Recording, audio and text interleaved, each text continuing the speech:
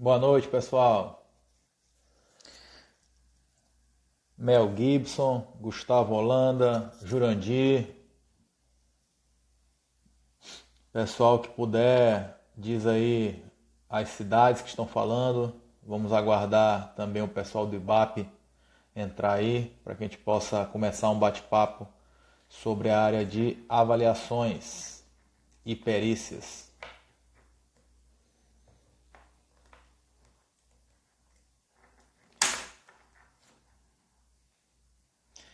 Petrolina, tá na área. Opa. Limoeiro do Norte, Ceará, Manaus, Rio de Janeiro, Feira de Santana, Bahia, Teresina, Piauí, Euclides,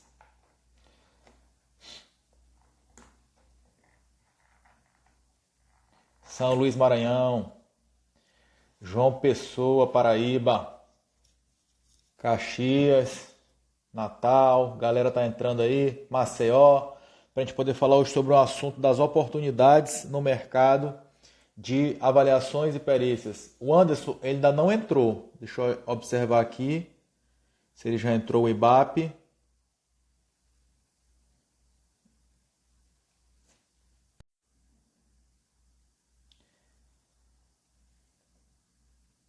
Não, mas aí o Anderson tem que avisar para ele que ele tem que sair do ao vivo e entrar aqui no meu, entendeu? Nil te interessa. Nil te interessa, já tá rolando a primeira aula lá, porque a primeira aula foi gravada. Tá lá, já tá disponível lá no workshop, tá? Só acessar www.engemuriloreis.com barra workshop, tá certo? Vamos só esperar o pessoal do IBAP aqui, que houve uma pequena confusão. Eles entraram ao vivo lá também e eu também estou aqui, mas eu já pedi já pro nosso parceiro aí entrar em contato com eles e pedir para eles entrarem aqui na nossa conversa para que a gente possa chamar eles aqui, beleza? Vamos lá.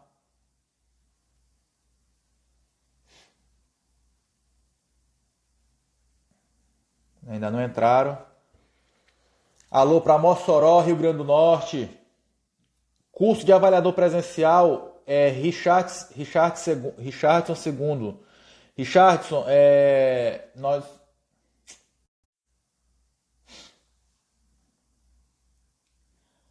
Vamos ver. Não, é porque eu tava no telefone, Catarina. Eu tava falando com o pessoal do IBAP aqui. Bora ver se eles entraram já. Enquanto eu tava no telefone com eles. E já adicionei eles. Vamos ver se eles aceitam aqui a nossa. Isso. Agora, não sei por que, Tasso, tu ficou de lado aí. Talvez tenha que virar um pouco aí o telefone. É porque o nosso telefone está deitado na horizontal.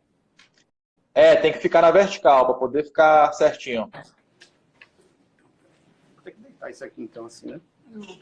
Enquanto o pessoal ajeita aí, só responder a pergunta do Rodolfo. Rodolfo, só amanhã às 8 horas, tá? A segunda aula do workshop, beleza? Por enquanto só tá a primeira aula disponível lá. Estamos aí já com 117 pessoas ao vivo para poder falar sobre avaliações e perícias com duas referências aí no Brasil que estão lá no IBAP de Pernambuco, tá, pessoal? Para quem não conhece, a área de avaliações e perícias, dentro dessa área existe uma instituição chamada IBAP, é o Instituto Brasileiro de Avaliações e Perícias de Engenharia, né? Ou seja, uma entidade que congrega os engenheiros avaliadores, os peritos, e nós estamos aqui para conversar com duas pessoas do IBAP Pernambuco, né? Que é a filial do IBAP lá em Pernambuco, e vamos falar um pouco sobre as perspectivas da carreira, da remuneração, das oportunidades dos profissionais de engenharia, de arquitetura, nas áreas de avaliações e perícias, né? Só para você ter uma ideia, Rio de Janeiro nós vamos estar também aí com a pós-graduação, já está com matrículas abertas, tá? A pós-graduação de avaliações e perícias. Então, só para você ter uma ideia, como essa não é uma área que nós costumamos ver na faculdade, que é a área de avaliações e perícias. Então, o que acontece é que muita gente da nossa área nem sequer sabe que essa é uma área de engenheiros e arquitetos, né? Por exemplo, eu fiz uma enquete recente e 70% dos meus seguidores, que a maioria são engenheiros e arquitetos, né, não sabiam que essa era uma área de competência do engenheiro e do arquiteto. Eles continuam achando que é uma área de competência do corretor de imóveis. E nós vamos falar sobre isso, né, sobre as responsabilidades, sobre as competências de cada profissional nessa área, né, esclarecer um pouquinho para vocês onde é que estão as principais oportunidades, as principais demandas dessa área, que é uma área de muito crescimento. Eu até costumo dizer, né, enquanto o pessoal do IBAP está ajeitando a câmera aí, que de todas as áreas que eu atuei, né, eu fiz 4 pós-graduações na área de engenharia e mais um mestrado, sem dúvida nenhuma, a que mais me rendeu frutos profissionais, frutos financeiros, foi a área de avaliações. E um dos principais motivos disso é por ser uma área com ainda poucos profissionais habilitados para atuar na área. Então, ou seja, a concorrência ela é menor, né? Tiago está perguntando se vai ter em Maceió. Vai também, Tiago, em Maceió. Já está aberta a matrícula em Recife. Maceió ainda não, provavelmente vai ficar no segundo semestre. Vinícius, Natal já está aberta a matrícula, tá? Também vai começar agora, tá certo? Leonardo, Não, você tem o curso online de avaliações será sorteado. É importante quem está assistindo aqui a gente agora, depois que terminar a live, ir lá no meu history, tá certo? E fazer aquele arrasta para cima para poder se inscrever no sorteio. Esse sorteio vai ser de um curso online básico de avaliação de imóveis comigo mesmo, tá certo? E esse curso, assim que for feito o sorteio, a pessoa já pode começar de imediato, porque ele é online, tá bom? Inclusive, a Nohane, ela tá aqui, tá? Você está perguntando também sobre Natal. A Nohane, ela tá aqui online, tá certo? Nohane.bssp, e o pessoal de Natal depois procura ela, né? Fala com ela no direct que ela pode explicar mais para vocês acerca das datas, valores, tudo é com ela, tá certo? Tássia também. Mossoró ainda não, Fernando, mas Natal já está com matrículas abertas, tá certo? Acho que Mossoró fica pertinho aí de Natal, de repente você pode fazer esse curso lá, tá certo? Rio de Janeiro já está marcado para 27 de março, assim como também Recife, tá certo? Recife já está quase fechando a turma, estamos nas últimas vagas, então se tiver gente aí de Recife que esteja na live e quiser saber mais informações, o Anderson também está aqui na live com a gente. Beleza? Vamos lá, o pessoal do IBAP parece que já conseguiu se ajeitar, já conseguiu ajeitar tudo. Gisele, São Luís já está também com matrículas abertas, tá? Pode procurar o Anderson Cruz, que está aqui também na nossa live, tá certo? Manaus ainda não. Pois bem, pessoal, daqui a pouco a gente bate mais um papo com os nossos seguidores aí, mas vamos agora falar com essas feras aí, o Tácito, o Gustavo, né? Então, Tácito, Gustavo, boa noite. Bem-vindos aqui nesse bate-papo. E queria primeiro que você se apresentasse para o pessoal, falasse um pouquinho para eles do IBAP, para que depois a gente falasse um pouco sobre as oportunidades nessa área, né, em relação à remuneração, demandas, etc. Primeiro, só uma apresentação para o pessoal conhecer um pouco de vocês e o que é o IBAP. Ok. Boa noite, Murilo. O IBAP é um instituto nacional com presença em todos os estados. Nós aqui somos do IBAP Pernambuco. Você está ouvindo bem, Murilo? Estou ouvindo bem. Ok. O IBAP já tem hoje mais de 60 anos de fundado. O IBAP Pernambuco, esse ano, a gente está começando a comemoração do cinquentenário. Em janeiro do ano que vem, a gente completa 50 anos de atuação em Pernambuco. E a gente congrega aqui os melhores profissionais na área de avaliação e de perícias, né? O foco forte nosso é na área de treinamento, educação. A gente tem várias ações nessa área e também na área de normativos, né? A gente tem produzido uma série de documentos. A própria norma brasileira de avaliações ela é predominantemente, digamos assim, desenvolvida, né, pelos profissionais que compõem o IBAP. É claro que sob a tutela da ABNT, mas são os colegas que pertencem ao IBAP que estão lá frequentando. Assim como, claro, o pessoal da Caixa e outras instituições também têm uma presença forte, né?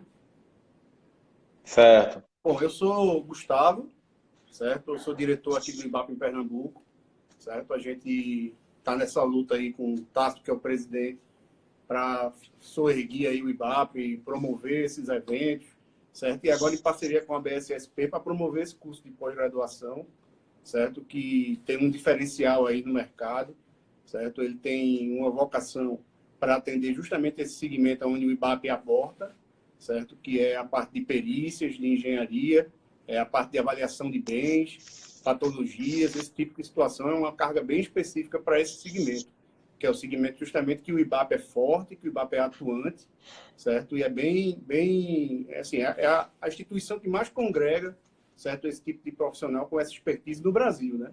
E aqui em Pernambuco a gente está aqui de frente tentando dar uma potencializada nessa expertise aí do pessoal. Certo. Murilo, Bem, uma coisa que eu não falei, sim, questão da formação, né? Aqui nós congregamos engenheiros civis, arquitetos, engenheiros mecânicos, eletricistas. Estamos entrando agora essa semana alguns colegas da área ambiental e um geógrafo. São aquisições novas da última sexta-feira, né? E cada uma dessas, digamos assim, especializações, desses ramos da engenharia, eles são tratados aqui por nós como comissões temáticas, né? Então, nós temos uma comissão que desenvolve, né, o trabalho de apresentação dessas normas técnicas, né, por cada grupo de profissional. Eu, no caso, sou engenheiro civil. Você sabe que eu trabalhei na Caixa há 37 anos, acabei de me aposentar. O Gustavo também. Eu sou diretor da Valor Engenharia, certo? É uma empresa aqui de Recife que a gente atua no Nordeste e no Sul, Sudeste, na área de avaliação de imóveis. É uma empresa que tem 25 anos de mercado, certo? A gente é uma das empresas pioneiras aqui na região nesse segmento e agora junto com o IBAP, junto com o BSSP, tentando levar essa experiência aí para outras pessoas que estão interessadas aí em militar na área. Excelente. Agora, assim, como tem muita gente aqui que assim, eu tenho muita gente está assistindo a gente que ainda é estudante ou recém-formado e que muitas vezes nem ouviu falar da área de avaliações, porque isso não é uma área que se vê na faculdade, acho que a pergunta principal que eu queria fazer para vocês nesse momento, para esclarecer para o pessoal, é o seguinte: o que faz um engenheiro avaliador e um perito? Quais são as atividades? Para quem que ele presta serviço? Essa é a primeira pergunta que o pessoal me pediu para perguntar para vocês, né? Eu já sei a resposta, mas queria ouvir de vocês. Eu estou até acompanhando aqui, Murilo, também as perguntas, né? Você só perguntou praticamente tudo, né? A gente podia particionar um pouquinho. Alguém perguntou assim, se era público ou privado. Na realidade, nós trabalhamos tanto na área pública quanto na área privada, né? A Caixa já foi a maior contratadora de laudos de avaliação. Então, por exemplo, o banco Caixa Econômica já chegou a contratar 1 milhão de laudos de avaliação por ano, né? E quem fazia esses laudos eram os profissionais que eram credenciados. A última versão que nós temos hoje é o credenciamento de empresas desses profissionais. São empresas individuais, podem ser empresas individuais, uma Eireli, o Eireli, e a Caixa acabou de abrir agora o edital, o Banco do Brasil também, o Banco do Nordeste também. Então, assim, o setor público é um setor muito forte na contratação de laudos, né? Você atuando como empresa credenciada desses bancos. Essa é uma das vertentes para quem, pessoa que perguntou, né? E também há, obviamente, o setor privado hoje tem vários ramos dentro do setor privado que a gente pode estar depois detalhando, ok? Fora Murilo, esse mercado aí, quando você fala em perícia, você remete justamente às questões judiciais. Então, hoje já a coisa criou uma proporção maior, ou seja, perito você se enquadra para qualquer perfil, mas teoricamente isso aí nasceu do âmbito judicial, né? Então, diferente do credenciamento dos bancos públicos, dos bancos privados, certo? Lá a figura pode ser a pessoa física. Então, você que tem expertise, que tem uma pós-graduação, que tem uma experiência, que é associado do Instituto, do IBAP, certo? Você tem uma abertura para poder chegar nos juízes, certo? Nas secretarias dos fóruns e oferecer seu trabalho, certo? E lá, em aparecer nas demandas, certo? Você vai ser convocado para prestar proposta de honorários e poder fazer a sua apresentação e desempenhar o seu trabalho sendo pessoa física, certo? E atendendo demanda do juiz. E nesse mesmo viés jurídico, né, abre espaço ainda, normalmente uma perícia do ponto de vista de engenharia, ela abre espaço para a indicação de mais 2 assistentes, certo? Cada parte que está envolvida no litígio, certo? Ela indica mais 2 profissionais que vão acompanhar o trabalho do perito, fornecendo informação, ajudando e criticando o que o perito faz. Então, quer dizer, em uma demanda judicial que envolve a necessidade de uma perícia, a gente está falando de engenharia, mas isso se envolve em vários segmentos. Existe perícia médica, perícia contábil, mas particularmente no segmento de engenharia, certo? Ele abre campo para mais 2 pessoas atuarem da mesma forma, certo? Junto com o profissional que está desempenhando a atividade na justiça. Então, aí são mais, digamos assim, 3 postos, certo? Para cada ação que envolve esse tipo de demanda. Demandas de desapropriação, de renovatória de aluguel, de perícia de sinistro, de danos físicos. Então, tudo isso envolve esses profissionais, que é o outro viés, diferente do que o Tasso falou, que é o de empresas credenciais, os bancos públicos e privados, é esse viés da justiça. Então, Exatamente. E até a pergunta que o Miguel Lima fez aqui, ele perguntou o seguinte: qual a diferença de um engenheiro civil e um perito que atribui o título de perito? Respondendo aqui, sintetizando a resposta do Gustavo, o engenheiro civil, Miguel, ele pode ser um perito se ele for convocado para fazer uma perícia judicial, tá certo? Os tribunais de justiça geralmente têm um processo de credenciamento desses profissionais, né? Então, assim, tu vai no Tribunal de Justiça da tua região e verifica lá quais são os procedimentos, quais são as documentações que eles pedem. Muitas vezes eles pedem que, além do título de engenheiro civil, tu tenha mais algum curso complementar na área pericial, né, para que tu conheça os trâmites dessa atividade, né? E aí a Catarina também, só respondendo aqui logo, todo perito pode trabalhar como engenheiro de avaliações? Catarina, na verdade, a avaliação ela pode ser um tipo de perícia. Por exemplo, se a perícia o juiz demandar que quer saber o valor de um imóvel, de uma construção, então nessa perícia envolverá a engenharia de avaliações. Mas não necessariamente toda avaliação é para uma perícia. Por exemplo, uma avaliação bancária, como o Tácito citou, né, não é uma avaliação pericial, é uma avaliação financeira, digamos assim. Bonito. Oi, pode complementar. Tem uma série de perguntas aqui, na verdade, algumas pessoas estão fazendo algumas afirmações com relação à parte de perícia. Eu queria então dizer o seguinte, veja, o novo Código de Processo Civil, ele trouxe algumas alterações que ainda estão sendo implementadas pelos tribunais. Não foi uma coisa, não aconteceu na velocidade que deveria ter acontecido, né? O que é que o novo Código de Processo Civil diz? Que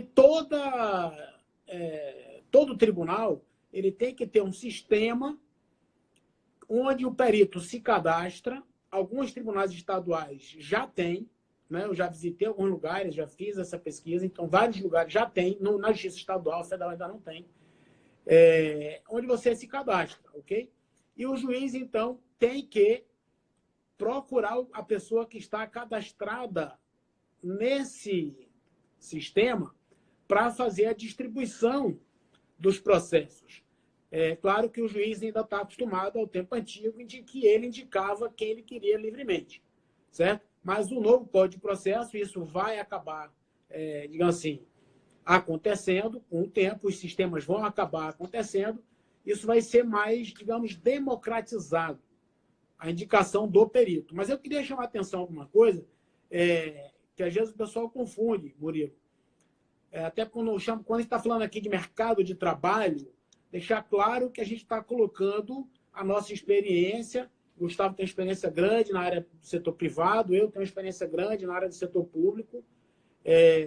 Mas a questão é que a gente não está aqui fazendo promessas. Diferentemente de você pegar um livro assim, como ficar milionário. Não é isso. O que a gente está dizendo é o seguinte, existe um campo muito grande no setor público, no setor privado, como empresa, como profissional liberal. E um outro campo muito específico, o Gustavo falou, que é a questão da justiça, onde você pode trabalhar com engenharia diagnóstica ou com a engenharia de avaliações. Né? Então, você veja que é um campo muito grande. O que a gente está colocando aqui? Você precisa estar especializado. Alguém perguntou, eu sou recém-formado. Você pode entrar nesse campo? Então, qual é a orientação? A orientação é que você se especialize. Ok? Porque para que você entre num campo muito assim especializado, específico, né? Com ferramentas, com normas reguladoras, no caso, tanto da avaliação quanto na norma de desempenho, quanto na norma de inspeção predial, quanto a norma de manutenção. Existem várias normas que você precisa conhecer. Então, o que eu oriento é, ok, você entra numa especialização e comece, né, a se aprofundar nessa área. Porque, Murilo, rapidinho, como tu falaste na introdução aí, você tem muito pouco dessa informação na faculdade. Então, de repente, assim, às vezes, em algumas instituições, você tem uma disciplina que fala de engenharia de avaliação especificamente, ou uma que fala de danos. Então, termina ficando um campo pouco explorado pelos profissionais que não têm contato com isso nas instituições. Então, se faz muito importante você buscar a especialização para poder você se destacar e poder você mostrar a expertise e poder ser contratado pelos contratantes, tanto do ponto de vista da contratação privada, quanto da contratação pública e dos tribunais também. Ou seja, você só vai continuar tendo demanda, mesmo que seja uma coisa pública e que você tenha direito de estar lá na lista, se você demonstrar experiência, expertise, qualidade no serviço que você está colocando. E você só vai adquirir isso se especializando, certo? Trocando experiência, certo? Se relacionando com outros. O IBAP está aqui para isso. É justamente para propiciar esse relacionamento entre os profissionais e poder a pessoa evoluir, certo? Quanto profissional e poder galgar cada vez mais espaço nesse mercado. Exatamente. E assim, eu até costumo falar com os meus alunos, né, que assim, se eu pegar um livro, por exemplo, de determinado assunto na engenharia, algumas vezes eu consigo aprender estudando em livro, né? Mas a área de avaliações é uma área muito técnica e que eu não consigo aprender exatamente pegando um livro ou pegando a norma e lendo, né? Porque envolve uma estatística avançada, enfim, que eu preciso de um apoio externo para poder ganhar esse conhecimento. Então, até como eu falei aqui enquanto vocês estavam se arrumando, né, eu fiz 4 pós-graduações na área de engenharia, mas se eu pudesse voltar no tempo e fazer só uma, eu teria feito a de avaliações e perícias, porque realmente foi a que me trouxe maior ganho profissional e financeiro, exatamente pelo que o Gustavo falou, de ter poucos profissionais, né? Então, como tem poucos profissionais, geralmente, atuando nessa área, geralmente as remunerações no meio privado são bem significativas, né? Assim, vou dar um exemplo aqui. No final do ano passado, eu fiz 8 avaliações para uma instituição pública aqui, né, um serviço social do comércio, e o valor foi um valor bem razoável. Né? Por quê? Porque não é fácil encontrar avaliador no mercado. Né? Os avaliadores estão ali prestando serviço para os bancos, que aí geralmente a remuneração é um pouco menor, bem menor, só que ganha na quantidade, né? Mas essas que a gente faz, digamos assim, terceirizada, geralmente a remuneração é maior. E aí eu queria até perguntar o seguinte para vocês do IBAP aí. Aqui no IBAP Maranhão, durante uma boa parte do tempo, eu sou filiado ao IBAP Maranhão, o IBAP pegava alguns serviços, né, e distribuía entre os associados. Isso aí também está acontecendo pelo Brasil? Como é que está funcionando isso? Vamos lá. Eu só não gostei, assim, não é o termo pegar o serviço. Assim, o IBAP ele não vende serviço, Murilo. O que é muito comum é por conta do nome e da presença da gente no mercado, muitos juízes mandam para a gente ofícios solicitando indicação de profissionais. Então, isso é uma coisa bastante comum. Então, o que é que a gente faz? A gente, hoje, não tem um sistema de distribuição, então a gente vai nos colegas que têm aquela expertise requerida pelo juiz e a gente apresenta para os colegas quem tem disponibilidade de assumir aquela demanda. Então, você veja, nós temos perícia, agora, recentemente, uma perícia de patente. uma empresa acusou a outra empresa de estar produzindo um determinado componente usando a sua forma de produzir, o seu mecanismo de produção, sem lhe pagar patente, direito de patente. Então, quer dizer, nós vamos ter um colega, provavelmente um engenheiro químico, que vai estar à frente desse processo para fazer uma análise do processo produtivo. Isso é uma perícia de engenharia, né?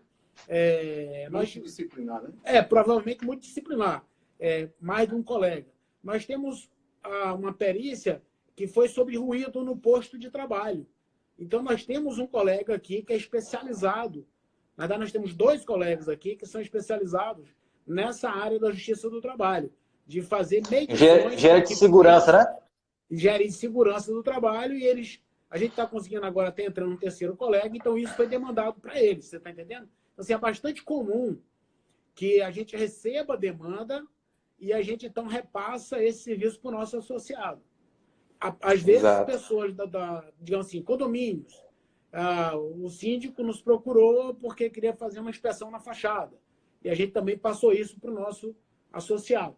Sempre que aparece, Murilo, as demandas, seja via justiça, ou seja, via privado, a gente procura, sim, distribuir entre os associados que têm aquela expertise, certo? Como uma espécie de rodízio, a gente faz esse trabalho e vale salientar que, para você ser associado do IBAP, você necessariamente precisa ter a formação em engenharia, em uma das engenharias ou arquitetura, e ter um curso, certo? Ou um curso de especialização, um curso de pós-graduação na área, porque o que a gente justamente defende é ter uma classe qualificada para poder oferecer serviço para a sociedade.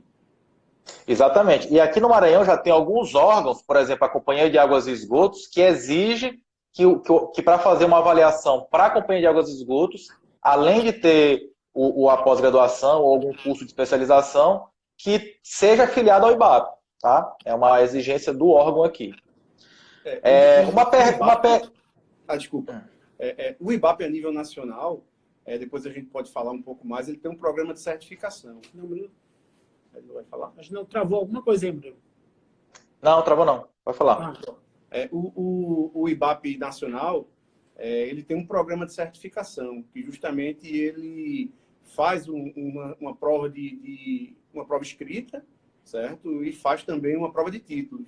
E aí emite alguns conceitos, ou seja, também isso está sendo aceito, ou está se prospectando isso aceitar em algumas instituições de credenciamento, certo? Como forma de você comprovar a aptidão para fazer essas atividades. Isso. Só responder uma pergunta aqui que eu acho que é interessante, do colega. Ele perguntou o seguinte, sobre a diferença de atuação na área de engenharia de avaliações e engenharia diagnóstica. Ele queria que deixasse mais claro para ele o que é engenharia de avaliações e o que é engenharia diagnóstica. Ok, vamos lá. Engenharia de avaliações, Murilo, está ligado ao mercado, basicamente, pode ser mercado imobiliário, urbano ou rural. Quando a gente fala de engenharia de avaliações, o nosso objetivo principal é valorar alguma coisa. Então, pode ser uma avaliação de uma fazenda, pode ser a avaliação de um shopping center, pode ser a avaliação de uma loja, a avaliação de um apartamento, né? Aqui o trabalho do engenheiro, do arquiteto, né, o especialista, no caso aqui, em avaliações, é ele fazer um trabalho para chegar no valor que aquele bem possui, né? Basicamente seria isso. E na engenharia diagnóstica, nós já temos um outro campo que está ligado à questão das patologias, né? A questão do dano físico, a questão é muito comum em seguro, as seguradoras demandam muito laudo, né, de dano físico. Então, assim, se acontecer um acidente num determinado prédio, ou num carro, e um barco, um avião, não importa. Você tem um acidente, aquele acidente provocou um dano, e você, então, vai ter que dizer por que aquele dano ocorreu. Isso é engenharia de diagnóstico, né? Por que o telhado destelhou? Caso que aconteceu comigo. Assim, o prédio perdeu o seu telhado, num dia de chuva, a água entrou, destruiu completamente a pintura, causou dano imóvel, televisão, quer dizer, o prejuízo foi grande, por conta do telhado ser destelhado. Então, a pergunta para o engenheiro de diagnose, o engenheiro que vai fazer esse diagnóstico ok, por que isso aconteceu? o telhado foi mal feito, é um trabalho de perícia, lato sensu, né? A gente fala de perícia no juízo, mas eu costumo dizer que, na verdade, nós somos peritos, né? Quando a gente está fazendo isso. E eu vou fazer uma pesquisa, um estudo científico, para saber por que esse telhado saiu voando. Então, eu poderia ter tido um desgaste natural, e aí foi uma falha de manutenção. Eu posso ter uma má execução do telhado com peças inadequadas, em tamanho inadequado, falta de cravejamento, falta dele ser corretamente preso na estrutura, ou, como foi esse caso, eu acabei descobrindo que o telhado estava perfeitamente montado para a regra da norma, que dizia que o vento naquela região era de 30 km por hora. E, de repente, aconteceu um vendaval inesperado, que chegou a 80 km por hora, então o telhado não suportou. Então, aí foi o seguro pagou, né? Ficou definido que era questão de seguro. Por quê? Porque foi um evento inesperado, não foi nem culpa do construtor, nem culpa do condomínio. Então, o seguro arcou com esse, neste caso, o seguro arcou com essa despesa, com a indenização para recuperar o imóvel, né? Deixa eu perguntar agora para o Gustavo o seguinte, o Tácito falou aí, né, e é uma pergunta bastante comum, ele falou aí que o engenheiro de avaliações, ele busca valorar, saber o valor de um imóvel, né? E a gente sabe que para poder fazer isso, a norma, né, só para poder o pessoal saber aí, a norma que trata de engenheiro de avaliações é a NBR 14653, né, que ela tem 7 partes, onde para os engenheiros civis e arquitetos, por exemplo, as partes mais importantes é a parte 1 e a parte 2. E aí, Gustavo, fica sempre aquela dúvida do seguinte, porque para poder fazer a avaliação, o método que a norma recomenda, sempre que possível, é o método comparativo, ou seja, onde o engenheiro vai fazer uma pesquisa de mercado, né, para procurar imóveis com as características mais próximas possíveis daquele imóvel que ele quer avaliar. E claro que para isso, uma fonte de informação muito importante são, por exemplo, as imobiliárias, os corretores de imóveis. E há sempre aquele conflito entre, tá, mas Murilo, eu ouvi falar que o corretor pode fazer avaliação, né? E aí, assim, eu digo que a NBR 14653, parte 1, ela é muito clara, que diz que quem faz engenharia de avaliações, quem faz uma avaliação é o engenheiro e o arquiteto. Então, eu queria que tu comentasse um pouquinho sobre isso, Gustavo. De fato, Murilo. Realmente existe um conflito de interesses aí, onde o pessoal de corretagem se faz muito presente nesse segmento de avaliação, de maneira equivocada, como você bem colocou. Já existiram várias disputas judiciais nesse sentido, para poder definir competência, certo? E o que existe hoje de consenso, certo, é que o corretor de imóveis ele consegue opinar sobre o valor de uma transação, certo? Ele pode emitir um parecer de alguma transação imobiliária que ele esteja envolvido. A emissão de laudos técnicos de avaliação, elas continuam sendo prerrogativas privativas dos engenheiros e dos arquitetos, certo? Isso aí está previsto na norma que regula a nossa profissão, está previsto na lei das nossas profissões.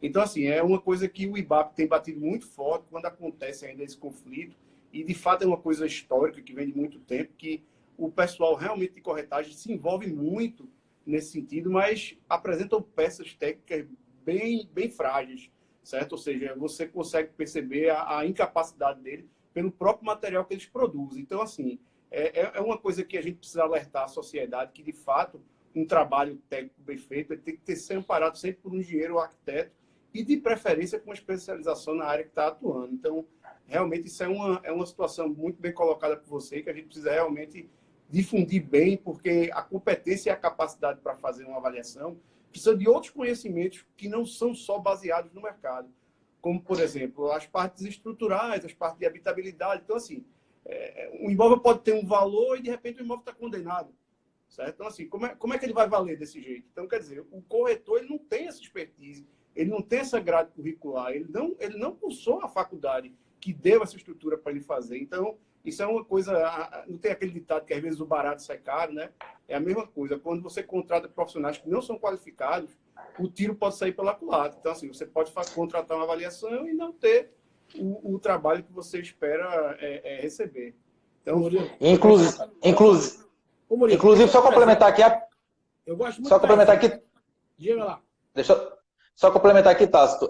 Recentemente eu postei duas decisões recentes, uma da Justiça de São Paulo, outra da Justiça do Paraná, né, em que um corretor tinha feito a avaliação e aí a outra parte entrou e conseguiu mostrar que quem faz a avaliação é o profissional de engenharia de arquitetura, e aí o juiz foi lá e colocou, fez uma decisão que protegia as nossas atribuições. Pode falar, Tássio.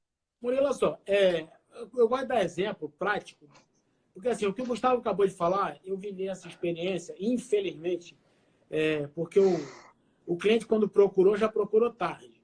Ele foi comprar uma casa para montar uma clínica médica. E aí a pessoa disse para ele lá que valia 500 mil reais na época, certo? E ele, então, ficou encantado com a casa e pagou 500 mil reais na casa. Ele fez uma conta na cabeça dele. Eu vou ganhar tantos milhões atendendo não sei quantos pacientes, sei lá que conta ele fez, e achou que devia pagar os 500 mil reais. Pagou. Muito bem. Esse cidadão, depois de comprar a casa, vai à prefeitura para solicitar um chamado laudo de análise prévia. Quando você vai instalar algum equipamento, um comércio, uma clínica, você precisa ir na prefeitura pedir um laudo de análise prévia para saber se a prefeitura vai liberar um alvará para que você funcione naquele lugar. Infelizmente, para esse cidadão, ali era proibido ter clínica, era uma área estritamente residencial. O sonho da clínica foi por água abaixo, né? Você veja que o negócio de 500 mil, vamos falar que ele tivesse pago 3 mil para fazer um laudo de avaliação, 4 mil, 5 mil, né, como uma clínica para fazer um laudo de avaliação, e o engenheiro teria dito a ele, né, por conhecer o código de obras do município, de que ele, o plano diretor, que ele não poderia fazer a clínica, ele não ia entrar nesse negócio. Ou seja, quando ele foi tentar vender o imóvel como residência não valia mais de 200 mil. Ou seja, em uma semana, o cidadão perdeu 300 mil reais. Né? Então, assim, é muito importante que as pessoas entendam isso. Né? Esse trabalho nosso, essa expertise, como disse o Gustavo, porque você conhece, né, de outras coisas. Então, assim, muito comum. Muito comum. Eu já fui chamado por um corretor uma vez, eu não brinco corretor, tenho muitos amigos que são corretores, eu acho que a gente deve trabalhar junto, cada um na sua área. Recomendo para todo mundo isso. Né? Então, um desses corretores, que é meu amigo, me ligou. Ele estava negociando uma casa e a casa tinha uma rachadura no muro de contenção no fundo do terreno, um troço com 7, 8 metros de altura. E a pessoa que estava comprando uma casa de 3 milhões de reais, esposa do engenheiro, falou com o marido, ela disse, olha, não feche negócio sem você contratar um laudo. Né? Então, assim, o negócio ficou todo interditado esperando um laudo para dizer se aquela construção estava segura ou não. Ou seja, era uma casa belíssima que podia desabar. Então, você paga 3 milhões numa casa que pode desabar, como disse o Gustavo. Então, por isso que a avaliação envolve realmente, muito bem lembrado pelo Gustavo, isso. Né? E eu sempre comparo com o seguinte, quando tu vai comprar um carro usado, tu leva lá para o mecânico fazer um check-up, né? E uma casa que o custo é muito maior, às vezes a pessoa não toma esse mesmo cuidado. O Edson já fez essa pergunta aqui várias vezes, mas então vou fazer aqui para vocês. O engenheiro civil pode fazer avaliação de terreno rural ou só o agrônomo? A norma, Murilo, prevê a separação de competências. O que a gente tem defendido hoje é que, se for avaliação rural, deve ter um engenheiro agrônomo. O que pode acontecer eu tenho uma expertise de avaliação e faço junto com o engenheiro agrônomo. Ok? Sim. Mas a competência originária é do engenheiro agrônomo.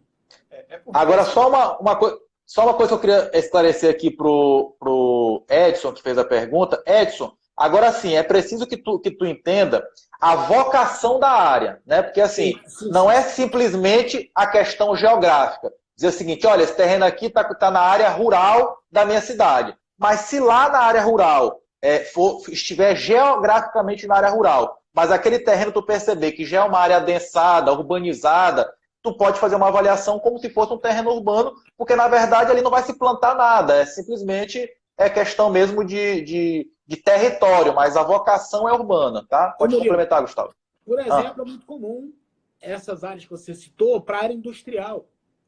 Então, se for para a área industrial, ok, também poderia ser o civil. O que a gente tem visto por aí, Murilo, é aquela história da multidisciplinaridade, né? Então, nada mais justo do que você fazer, às vezes, um imóvel rural, mas que ele está cheio de edificações, certo? Às vezes, quando é para usinas, que é muito comum aqui no Nordeste, usina de açúcar, no Sul, Sudeste também, não é só plantio de cana, você tem unidades industriais, galpões e tudo mais. Então, assim, é interessante que realmente você analise a situação antes e, se for um caso de um imóvel rural que tem alguma particularidade civil, que a gente forme uma equipe multidisciplinar, você convida um colega agrônomo, o colega agrônomo convida um colega civil, certo? E eles vão junto porque vai fortalecer o trabalho, certo? Vai ter uma apresentação acima de qualquer suspeita e aí você consegue, inclusive, fidelizar o cliente, né? Então, é importante que você analise previamente o trabalho que você vai oferecer para saber quais são as competências que são necessárias para poder desempenhar a atividade. Beleza. Mais uma pergunta aqui, uma pessoa tinha feito há pouco tempo atrás, eu achei interessante, que era no caso da inspeção predial, né? A gente vê que aconteceu vários casos, vários acidentes recentemente no país, de estruturas vindo à ruína, né? Como, por exemplo, em Fortaleza, e está pipocando em várias cidades, vários estados, a questão da lei da inspeção predial. Então, eu queria que vocês falassem como é que está isso aí em Recife e como é que está a nível Brasil. O que vocês têm a falar sobre essa questão da legislação e o campo de trabalho do engenheiro, do arquiteto nessa área de inspeção predial?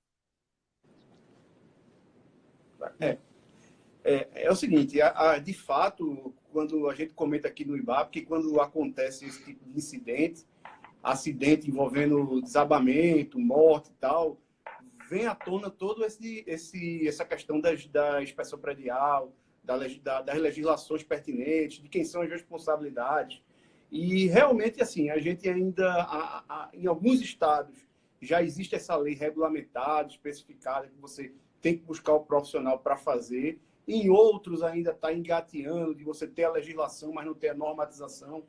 Isso é uma das tarefas que a gente discute aqui no IBAP, por exemplo. O IBAP presta esse serviço para a sociedade aqui em Pernambuco. A gente tem uma comissão formada de inspeção predial que está justamente tentando definir normas para poder você atender às legislações que já existem, certo? Inclusive no nosso estado aqui de Pernambuco já existem leis que regulam, mas elas não detalham quais os procedimentos vai ser feito. Então, fica uma coisa muito inócua que você precisa fazer, mas não diz como é. Então, o IBAP já tem um texto de norma formado, certo? A gente está buscando apoio político para poder colocar isso para frente e isso virar uma lei específica que defina isso, porque, de fato, isso protege muito as pessoas no sentido de que, hoje em dia, ninguém vive mais em cabana. Você mora em casa, mora em apartamento, mora em tudo. São estruturas que precisam de cuidado, precisam de manutenção e precisam ser vistas, certo, por profissionais para poder definirem exatamente o que é que precisa ser feito. Recentemente aqui foi até tema de um grupo nosso do IBAP aqui, que uma senhora foi entrar no elevador e o elevador não estava no lugar e caiu, certo? E veio a falecer porque caiu no fosso do elevador. Ou seja, eu até chamei a atenção no grupo no momento que a lei de inspeção predial fez falta nesse momento, porque é mais uma atividade, certo? Que a gente precisa daquela equipe lá de multidisciplinar que a gente falou do imóvel rural, certo? Da inspeção predial precisa de engenheiro mecânico, certo? Para poder analisar os componentes mecânicos e elétricos, engenheiro elétrico para analisar os componentes elétricos, certo? São muitos. Então, assim, essas expertises, elas são muito necessárias e, às vezes, elas podem até favorecer, certo? Até vir a valorizar o empreendimento e os imóveis que estão sendo usados. Então, é indispensável isso acontecer. A gente está bem atrasado, isso aí já era para ser uma rotina muito usual, para prevenir, inclusive, esses acidentes. Ô Murilo, uma coisa que a gente tem feito, como disse o Gustavo também, é a gente trabalhar com a sociedade. A gente fez o IBAP fez algum movimento nesse sentido, que eu falei assim, já quer ganhar dinheiro. Veja só, é muito importante que as pessoas entendam, você deu o exemplo do carro. Se você pensar, o camarada tem uma bicicleta, ele vai andar de bicicleta, o que ele faz? Ele bota um capacete, ele verifica se a bicicleta dele está com o pneu cheio, ele bota óleo na corrente da bicicleta. Não precisa nem ser um carro, eu estou falando de uma bicicleta. Se você tem um carro, você está acostumado, deveria, pelo menos a maioria, calibrar o pneu do carro, trocar o óleo do carro. Então, as pessoas já têm esse costume, essa atenção. O que acontece com o prédio é que as pessoas têm uma falsa impressão de que ele é eterno. E ele não é. né? Ele sofre, ele degrada. E antes, Murilo, da lei de inspeção predial, eu preciso lembrar que o Código Civil, mesmo o Código Antigo, já trazia a responsabilização para o síndico e para as pessoas pelo dano que aquele prédio venha a causar. Então, mesmo que na cidade não tenha lei de inspeção predial, que é um avanço, várias cidades já têm, né? O Código Civil já traz, né, as suas... E vou dizer, isso é tão velho, que isso está no Código de Hammurabi. Isso tem mais de 5.000 anos.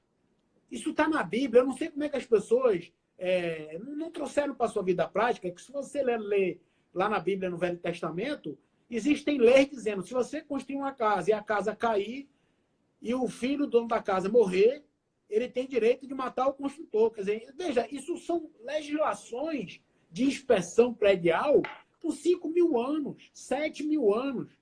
Entendeu? Então, assim, é importante que os nossos colegas engenheiros entendam que isso é um campo, primeiro, riquíssimo, no sentido da gente...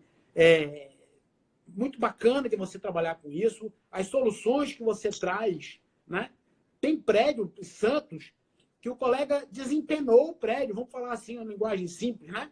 Ou seja, o prédio estava adernado e o colega conseguiu recolocar o prédio a prumo. Tem vídeos na internet, inclusive, desse serviço maravilhoso, né? Você veja que os italianos não conseguiram botar a Torre de Pisa em pé, mas o pessoal botou os prédios de Santos para o lugar de volta. Então, parabéns à nossa engenharia brasileira. É um campo que você pode ganhar dinheiro, honestamente, né? E assim, bater na porta do síndico e falar, meu querido, vamos dar uma olhada no seu prédio, né? E não é só a questão do prédio cair, como infelizmente aconteceu com o de Fortaleza. Como diz Gustavo, quando acontece uma tragédia, as pessoas se lembram que, né, precisavam ter feito, mas não fizeram, né? Mas você pode pensar de outra forma. Veja, uma instalação elétrica inadequada, ela pode estar lhe roubando uma carga e você pode estar pagando uma conta de energia elétrica muito superior àquela conta que você pagaria. Ou, por exemplo, você tem uma conta de água muito grande e, de repente, você faz uma revisão, reduz a conta de água. Então, veja, o que a gente está falando aqui sobre mercado de trabalho é dizer para o nosso colega, meu querido, quando você for vender o seu serviço, você precisa dizer para o síndico, olha, o meu serviço traz uma qualidade que é garantir a sua vida, reduzir a sua despesa. Você tem uma dor no peito, ninguém procura uma manicure. Vai direto para o pronto-socorro, lá para o Hospital do Coração, né? Então, a mesma coisa. Exatamente. É muito, muito importante que a gente consiga passar para o nosso cliente que não é apenas querer ganhar o dinheiro do laudo, mas é querer passar para ele a segurança para ele e redução de custo. Por isso que é importante, de novo, a questão da especialização, para que você consiga oferecer o serviço adequado, por um preço adequado, e um serviço que gere valor no seu cliente. É óbvio que eu quero receber, mas eu, ao receber, eu vou deixar com o meu cliente um valor, entendeu, Murilo? Isso que é legal a gente entender hoje, essa coisa do que meu trabalho, né, não tem nada a ver com a empresa, meu colega aqui chama valor, né? Mas uma merchandising grátis aqui para ele. Mas é importante que eu deixe o meu cliente essa segurança. Entendeu? E uma coisa que é importante falar assim, para as pessoas é que assim, no mundo, no mercado hoje de emprego, que terão cada vez menos empregos formais, aquele que a gente é acostumado, com carteira assinada, 13º, ou seja, isso está em extinção, é uma das áreas que possibilita que o profissional atue de forma autônoma, né? E assim, inclusive é como mais um serviço que ele pode prestar. Então, se a pessoa já faz um projetinho arquitetônico, já faz um orçamento de obras, então a engenharia de avaliações ele pode ser mais um serviço para o escritório dele, né? E um serviço que, como a gente está falando aqui, tem muita demanda. Apesar de que eu acho que quem entrar nessa área possivelmente larga as outras, porque a demanda é muito grande e vale muito a pena se concentrar na área de avaliações. Eu, por exemplo, gosto, trabalhei muito tempo com avaliação, Murilo, faço avaliação, mas eu, por exemplo, sou apaixonado por engenharia diagnóstica. Entendeu? A parte de perícia, né? Você ser curioso. Eu peguei uma perícia antes de eu sair da Caixa, eu levei 3 meses para fazer essa perícia. Então, assim, não é um aldinho. Foram 3 meses de análise, envolveu a Universidade Federal, envolveu o melhor laboratório de solos daqui de Pernambuco. Quer dizer, foram vários testes, várias análises. Houve um processo grande, né, de investigação para se chegar na conclusão do que tinha acontecido. E, assim, é muito legal esse processo de criação, de investigação. Não posso aqui dar detalhes do caso, mas, para mim, por exemplo, quando eu consegui dar o eureka e descobri, putz, achei o que aconteceu, né? Então, fui pesquisar no Google, fui pesquisar imagens antigas. Quer dizer, é um trabalho de detetive, né? Para você descobrir o que foi que aconteceu. Às vezes é muito simples, e eu oriento os colegas, pelo amor de Deus, o nosso trabalho, ele é muitas vezes informação. Se você chegar para o seu cliente e falar assim, isso é muito simples, você já perdeu o seu trabalho. Você não vai cobrar por isso. Laudinho, essas coisinhas, né? O cara me chamou recentemente, um processo de 10 milhões de reais na justiça. Ele disse, não, mas eu queria só uma opiniãozinha. Eu disse, bom, opiniãozinha eu não faço, né? Eu vendo laudo. Você está com um processo de 10 milhões. Se você quiser correr o risco de perder, parabéns. Se você quiser correr o risco de ganhar, você vai me contratar 50 mil, uma coisa módica, né? Então, a gente cobra. Tem laudos de 50 mil, tem laudos de 100 mil, tem laudos de 300 reais, tem laudos de 200 reais, ok? Tem para todo gosto. Mas é você tá sabendo colocar, né? O que é para você... Então, você está trabalhando a sua marca, importante isso, né? Você colocar a sua marca, para você colocar também o seu preço, né? Naquilo que você está fazendo. Vamos assim, o cara vai começar hoje, alguém falou assim, hoje eu estou recém-formado, vou virar milionário? Eu disse, meu querido, comece a estudar. Porque, para não passar vergonha, quando o Gustavo falou da questão judicial, ele lembrou que pode acontecer de ter 3 profissionais. 3 profissionais. O perito nomeado pelo juiz e cada parte nomear um perito. E é muito chato, cara, quando você trabalha como assistente técnico, eu fiz muito isso, eu era assistente técnico, na maioria das vezes, e você pega o laudo do perito e ele está absurdamente fora da norma. Ele cometeu erros, sabe, grotescos. E você tem que chamar o colega e falar assim, colega, eu, né, chamo, se ele quiser, né? Eu sempre procuro chamar o colega e colega, vamos dar uma olhada aqui junto, você rever seu laudo, para evitar que você passe vergonha. Pega mal.